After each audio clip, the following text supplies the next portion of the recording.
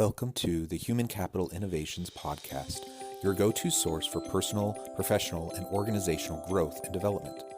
We hope you tune in often for all things people management, organizational development and change, organizational leadership, and social impact related. Maximize your personal and organizational potential with Human Capital Innovations Podcast.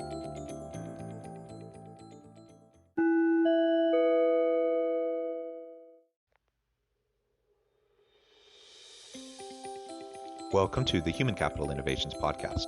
In this HCI podcast episode, I talk with Katie Chonacas about fostering and promoting a growth mentality with short-term, medium-term, and long-term goals.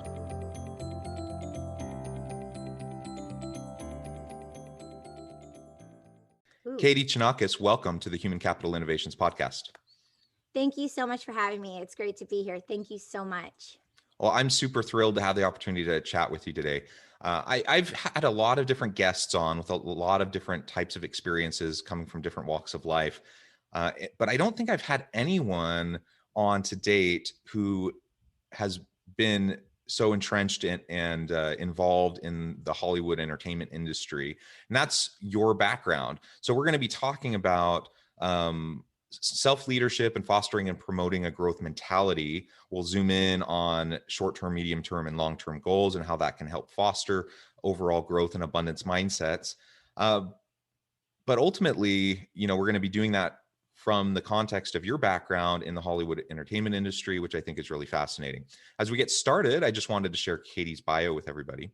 Katie Chonacas is a strong female leader who has worked in the Hollywood entertainment industry for over 2 decades. She has worked with 19 legendary A-list stars in 1 year, and the list is long. I could list them all off, but everyone that you've heard of.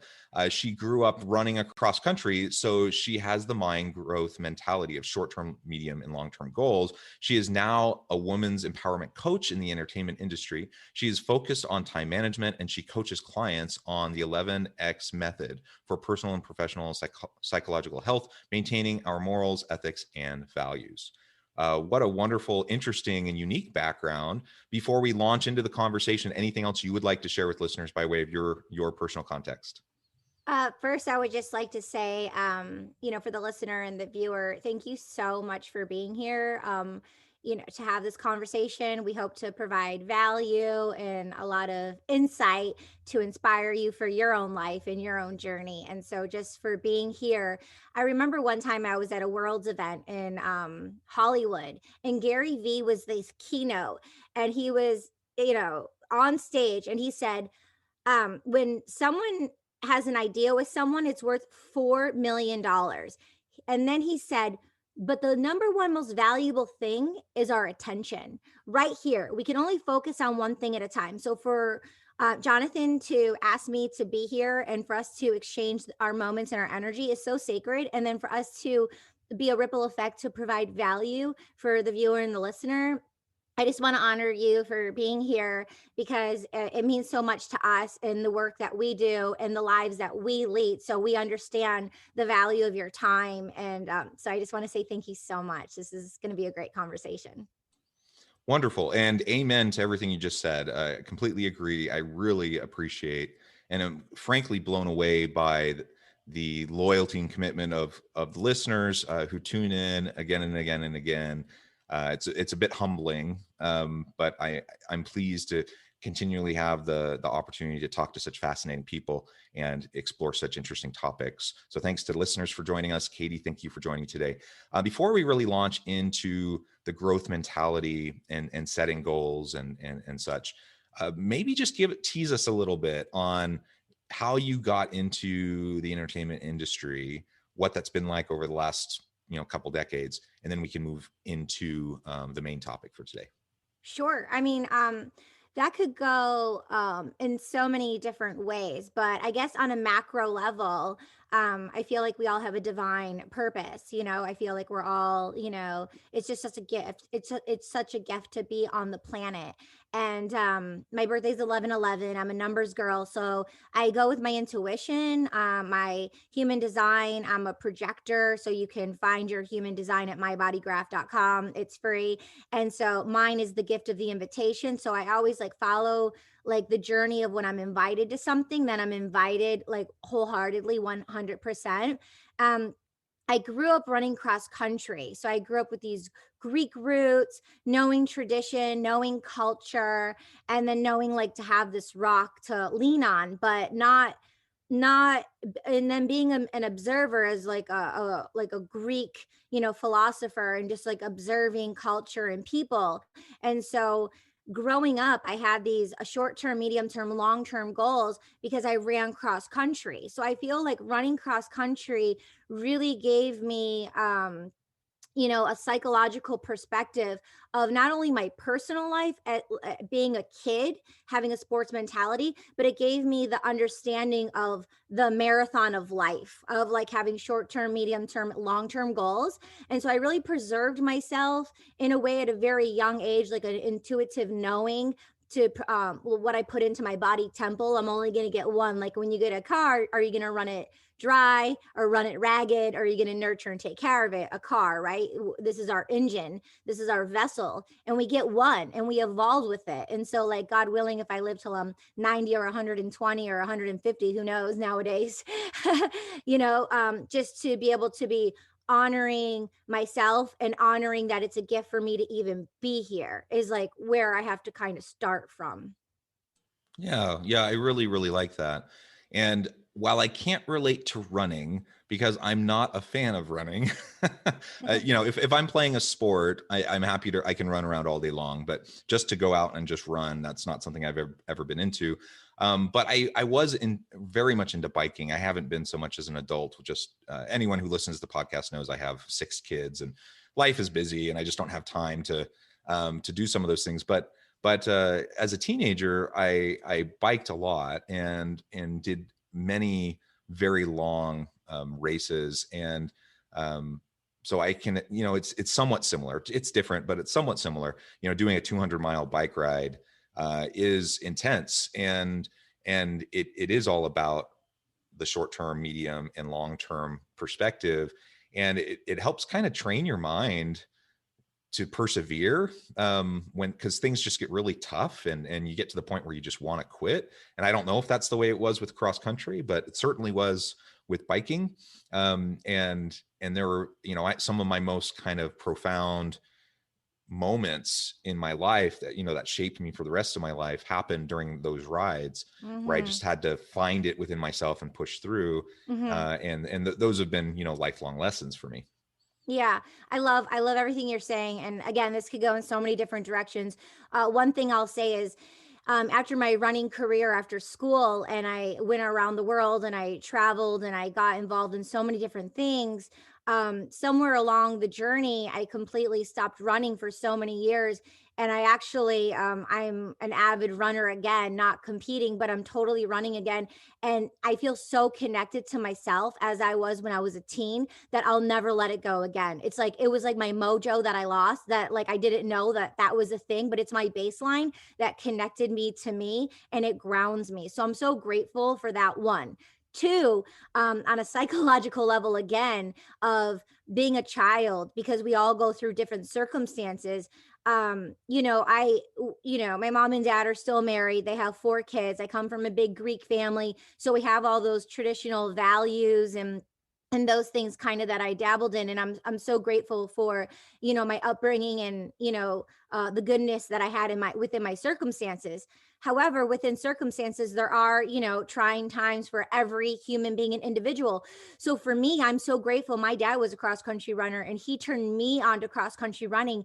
And out of everyone, out of all the kids, not to compare against my family members or anything, but because I think cross country saved me. I think because of cross country, I have done everything that I've done thus far in my life, and I have had struggles, and we all have. But cross country, with the my neurotransmitters, and Dr. Joe Dispenza says we have 60 to 70,000 thoughts per day. 90% of those thoughts are the same thoughts, and we fire and wire and unfire and unwire, right, through circumstances and patterns. I think by running cross country, what you do as an individual affects the whole, right? So it's an individual sport. So me competing with myself, which I can do in my career and everything I go for. However, what I do as an individual is going to affect the whole. Not, I think it was an outlet for me as a child to be able to get away from maybe the drama and the chaos and all the family stuff that was going on. I was able to be a part of a system and be a part of something that grew my body temple. So I feel, for me, God willing, I have children one day, sooner than later, but I don't have children right now. And God bless you for the 6 that you have. They're very lucky to have you as a father, guaranteed. Um, and I feel, for me, like I always said when I was a youngster, because I saw the pressures of, like, Anna Kournikova, and she was like so hot, and like, being a tennis player, but running cross country, they didn't have that for like cross country runners. It was more of like a nerdy sport, but that I could make cool. And maybe I had my own insecurities, and like I could, we all wore the same uniforms, but maybe I could wear bracelets and wristbands. And there was like some girls who did some things. But anyway, they didn't have the system of like, oh, it's so glamorous, like Anna Kournikova, like a tennis career, like blah, blah, blah, for like a cross country runner.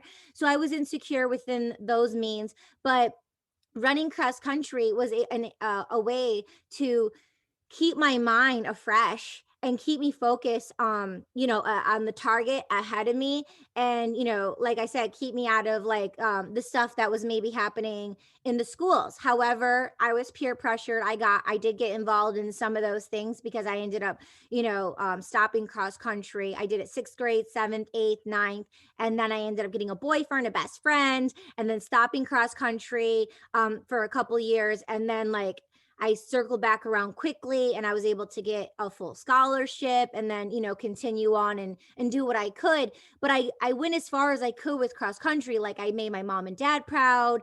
I proved myself that I could do it. I proved my mom and dad I could do it. And then I was like, okay, I proved my mom and dad, this is the farthest I could go. Like, what am I going to do for myself? And at this point, I was already dabbling in modeling. I was already dabbling in local acting things, getting involved and seeing what I could do. And then, I became a big fish in a small pond. And then I had to make the choice, like, okay, do you want to go to the next step? I saw what all the successful actors in Michigan were doing. I saw the glass ceiling, right? And then so I went to Hollywood, and I made that transition to become like, this fish in a big ocean.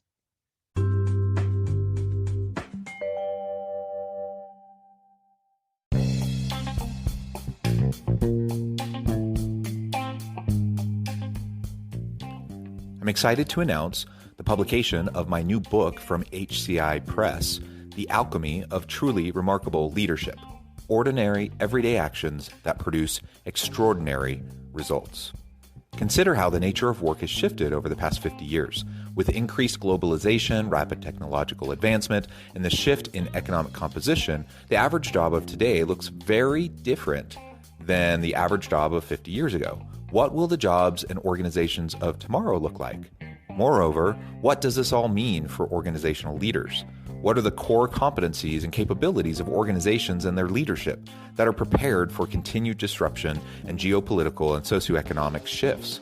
Regardless of what the future holds, increasingly, leaders need to be socially minded, data-driven, decisive, champions of talent, and disruptors of the traditional notions of leadership, teams, organizations, and work. The Alchemy of Truly Remarkable Leadership will help you to explore your own leadership competencies and capabilities and consider ways to apply and implement them into your workplace and personal life.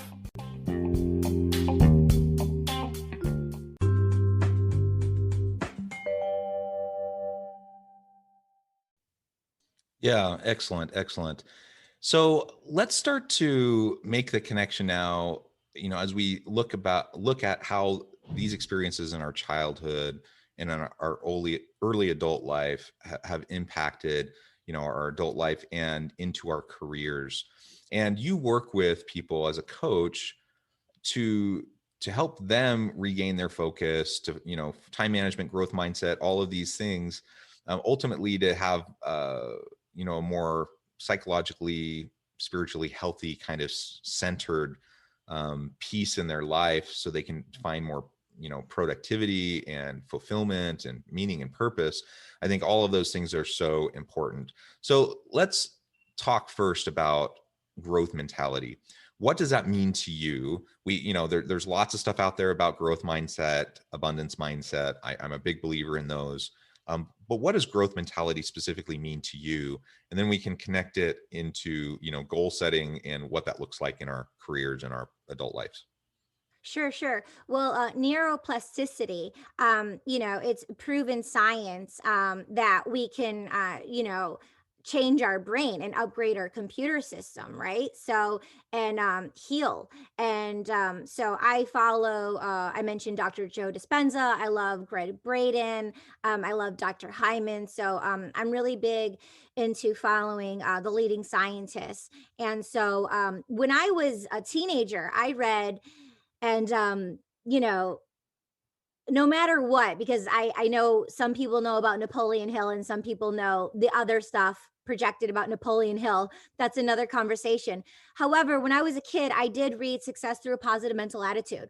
And when I read the book, it was it's like stuff I already knew, but it was an affirmation that, oh, like my intuition is on the right track. And no matter what, at the end of the day, at the beginning and at the end of the day, success through a positive mental attitude. So no matter what happens in the storm, if I'm going through, no matter what I'm going through, I take all of that and I'm like, oh, well, that was supposed to happen because of this, no matter like if it was like Titanic or what experience within myself or other people and circumstances. I always take it, no matter how detrimental. And I'm like, and I apply it to the canvas, and I turn it into art. And so then that's one way to look at it. And then another way to look at it is I always like to start if, you come from a perspective it would be like the Toltec, which is, Miguel and the Four Agreements, his book Mastery of Love. He talks about, and as an artist, as a painter, as a doodler, like I love painting. I'm just a complete full artist. I like to come to the canvas with a blank white canvas. So every time I show up, and it doesn't matter if I've known you for like 30 years or 15 years or 5 years, people come with their baggage of already knowing what this person's going to say, already knowing what this person's going to do. So I like to be mindful of, and it's difficult, but it's a practice. Even though I may have known you my whole entire life, I like to come and approach you afresh with the white canvas and give myself the opportunity and to gift you the opportunity that we could have a new conversation and make a new painting together, no matter what we've all been through. I love that. Man, the world would be a better place if we could all be as generous to each other, because the bottom line is we all mess up. We all put our foot in our mouth. We all have missteps. Sometimes we're not having a good day, and so we say or do things that we regret, and that can hurt people around us. Oftentimes, the people we love the most are the ones that we can hurt the most by the things we do and say. And so what you just described, I think, is beautiful. It's not easy, but it is something that we can kind of get into the practice of if we can be present with the individuals we're interacting with, and just be generous in the way that you're describing. Come to them anew, let the old stuff go, don't let it ruminate.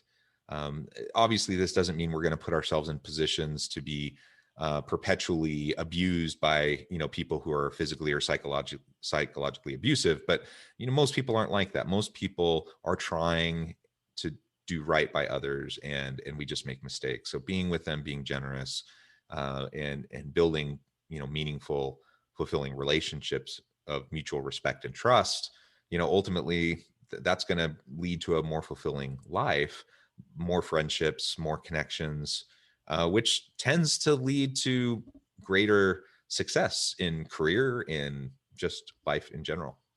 Well, yes. And a couple of things to what you just mentioned.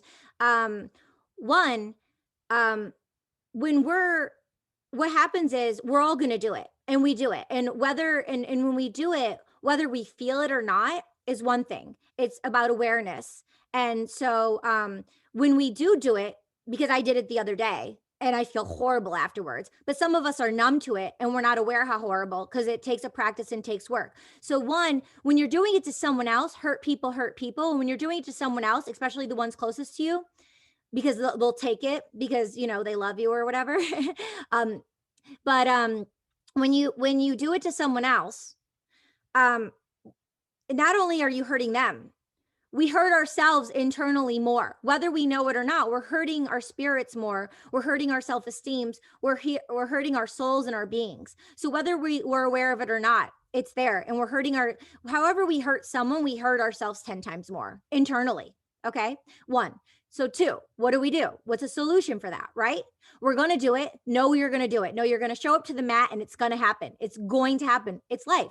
It's inevitable. So but it's a practice, and it's a conscious choice to shift the energy one step at a time, one bit at a time, to show up, to be responsible. And after you do it, you're like, oh man, you show up to the person. If it's a minute later, 5 minutes later, 5 days later, I did that crappy thing and I apologize. Own up to it. Responsibility to yourself first, even though it's like, oh, I don't want to do that, or you might want to do it, but you just show up. You're responsible for yourself. It's the ability to respond, right? Instead of react, a reactionary, being responsible, the ability to respond. Then you show up to the person and they apologize, you apologize, you forgive, and you move on. So the last thing is what we need to do, because we know we're showing up to these situations and they're going to happen. It becomes an interpersonal game. This is where I think the cross country really came in, because it became a game with myself to develop this, and it becomes fun instead of like, oh my God, this horrible thing, when this horrible thing happens, even though it's not like a fun thing to do, it becomes eventually a fun thing to do. And you set up tools for yourself like, okay, I get a trigger, I get a hit. On the third one, I'm going to explode. So when I feel a red flag or someone says something and they're cutting me down because they're saying, pointing you, and instead of saying they're saying you, and they're projecting something onto you because of their own stuff, you're like, I'm going to exit this conversation. So you prepare before you go into flight, and your prefrontal cortex shuts down. We have 3 parts of our brain. Before our prefrontal cortex shuts down, and we go into survival mode, to protect ourselves, to defend ourselves from the person or from ourselves. We need to get out of there. Even if it's a phone conversation, like before, like, I got to go to the bathroom. If you're in a work meeting, like, oh, excuse me, excuse yourself, I have to take this call. Do anything to get out. You just get out of the situation, which lastly takes me to a more detrimental situation. If you're with someone who is in a narcissistic relationship or an abusive relationship, and you're living with this person, and it's like you're in like the Pentagon, you can't get in, and it's prison, then what you can do, and that's a harder step, and it's a harder call, but that's ultimately self-love, putting oneself first. And you can't help and survive and love another person emotionally unless you fully empower self and love ourselves and empower ourselves to be in our best situation. And we're going to be under this rock. So, like having the tools to get out, and to get out of that situation and not to be living with it. And I know how difficult it is. I've been in the situation. I definitely know how difficult it is. That's why I can coach people through it. That's why, I'm there for people, and I'm an advocate, because I feel like the people who've been through it in certain ways, they're the ones who understand, that can hold space, who can listen, who can navigate. We can't tell people what to do. We can suggest and just share our experiences. That's why it's one of the reasons why we're having this conversation right now, because some things are going to stick and resonate, and then others aren't. But you take the good, like success through the positive mental attitude. At the beginning of the day, at the end of the day, you take what's good and you leave the rest. You do what works for you and you pivot. You do pick up this gem, pick up this gem, pick up this gem for the people who are offering it. Yeah. Excellent, Katie. Well, I can't believe it. I was just looking at the time, and it has flown by. Yeah. I need to be respectful of your time. And I know you have a busy day. But before we close, and perhaps I can have you back on, because we've only just scratched the surface and there's so much more I would love to talk with you about. But before we close for today, I just wanted to give you a chance to share with listeners how they can get connected with you, find out more about your work, and then give us the final word on the topic for today. Great. Yeah. Well, I definitely see that you use Anchor, and that you can use Spotify's music. So on all music streaming platforms, if you want to play any of the songs or put any of the songs I created on the Sophisticated Cycles platform, please feel free to include it in the episode if you would choose to. Otherwise, a loversfairytale.com. You can stay in touch by going to putting in your email, and I'll send you a beautiful complimentary gift of the spoken word music videos that I self-produce for the poetry pieces that are inside my new book that's available on Amazon. So loversfairytale.com. And then we can stay connected more that way. The Sophisticated Psychos on all streaming platforms, including YouTube. I think those are the best ways to stay in touch with me. Yeah, I'm on all social media platforms. So Wonderful. Well, thank you, Katie, so much. It has been a real pleasure as you've shared your insights, and I really appreciate everything you have to offer. I encourage listeners to reach out, to get connected, find out more about what Katie can do for you. And as always, I hope everyone can stay healthy and safe, that you can find meaning and purpose at work each and every day. And I hope you all have a great week.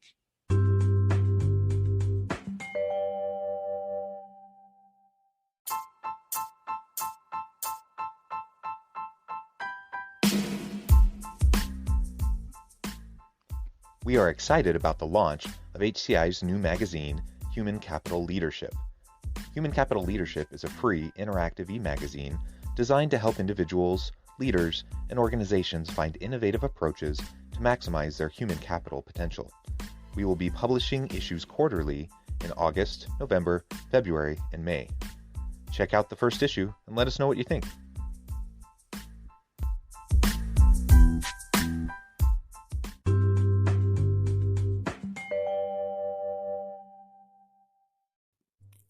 Thanks again for joining us for this episode of the Human Capital Innovations Podcast. I hope you stay healthy and safe and that you have a great week.